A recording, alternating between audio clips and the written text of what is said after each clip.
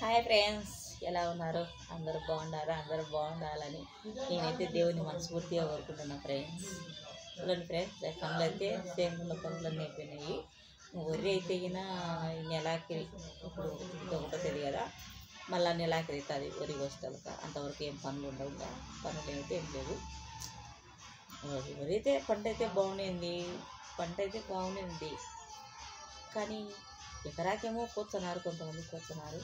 ఎకరాకేమో 40 మూటలేమో పండుతున్నాయి friends. కానీ సొంతం పొలం ఉండేవానికైతే కానీ సరిపోతుంది ఫ్రెండ్స్. ఇప్పుడు మనం కౌలుకు తీసుకొని చేసుకుని అన్నీ చేయక అన్నీ లెక్కచారాలు తీసి అన్నీ చెందితే కదా అడిగే సరిపోతుంది ఫ్రెండ్స్. ఏదో దేవుడు కరుణించి మనకు ఆయన దయ చూపించే మనకు అంతో ఎంతో మిగులుతుంది ఫ్రెండ్స్.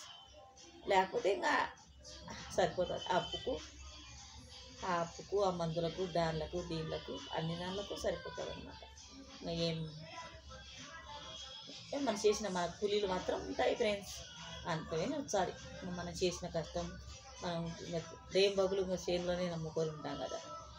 చూడి పొద్దున్న లేయాల, చీకట్లోనే 4:30 లేయాల. 4:30 లేచి ఇంట్లో పనులన్నీ చేసుకొని ఇంట్లో పనుల్లో చేసి మళ్ళీ పొలం పోవాలి. పొలం పోతే చేనులో నీళ్ళు పెట్టడం, అన్ని పనులు ఎరువులు చల్లుకోవడం అన్నీ ఉంటాయి. ఆ నుంచి మళ్ళీ ఇంటికి వచ్చి ఇంట్లో పనులన్నీ చేసుకొని మళ్ళీ ఇంట్లో పనులలో చేస్తాను. ఇంట్లో పనులలో చేసి అన్నీ చెందుకొని మళ్ళీ రాత్రి 10 అవుతుంది పండుకుంటారు. ఇంత పని చేసుకునే కానీ దేవుడు మనకు రైతుకు దేవుడు కన్ను తెరిస్తేనే ఫ్రెండ్స్. దేవుడు అనుగ్రహం, ఆయన దయ, ఆయన కరుణ ఉంటే మనకు ఏదైనా కానీ అంతో ఇంతో మిగలగలుగుతుంది ఫ్రెండ్స్.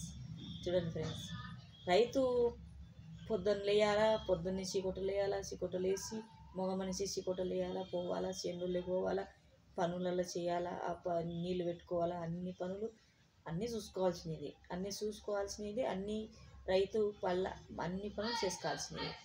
లాస్ట్ మందు కొట్టాక నుంచి మందు చల్లే వరకు అన్నీ చూసుకోవాల్సింది. కలుపు తీసిన మందు కొట్టిన అన్నీ చూసుకొని చేసుకుంటే పొద్దున చీకట్లో పోతే అన్నం తీసుకొని పోతే అన్నీ తిని మళ్ళీ రాత్రికి ఇంటికి వచ్చేదాకా ఇంత పని చేస్తాడు రైతు ఫ్రెండ్స్.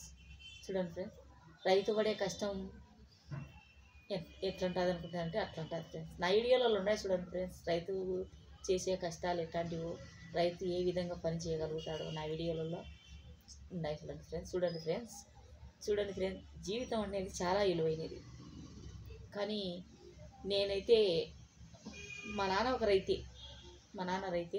మా నాన్న నేను పుల్లప్పటి నుంచి మా నాయన ఎక్కువ క్యాషింగ్ అది పని చేస్తున్నాడు అనమాట ఫ్రెండ్స్. క్రాషింగ్లు పెట్టడం, మిరపకాయలు వేయడం అన్నీ చేస్తున్నాడు, అన్ని పనులు చేస్తున్నాడు ఫ్రెండ్స్. అందుకబట్టి నేను ఆ పని చేసుకుంటా.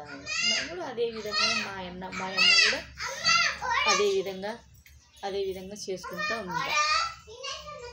అంతా భగవంతుని దయ. రైతు బాగుపడాలనే భగవంతుడే, రైతు ఏ విధంగానైనా దేవుడు. అన్నిటికీ ఆ భగవంతుని కరుణ కటాక్షి ఉంటే రైతు ఎప్పటికైనా బాగుపడతాడు ఫ్రెండ్స్. Bye friends.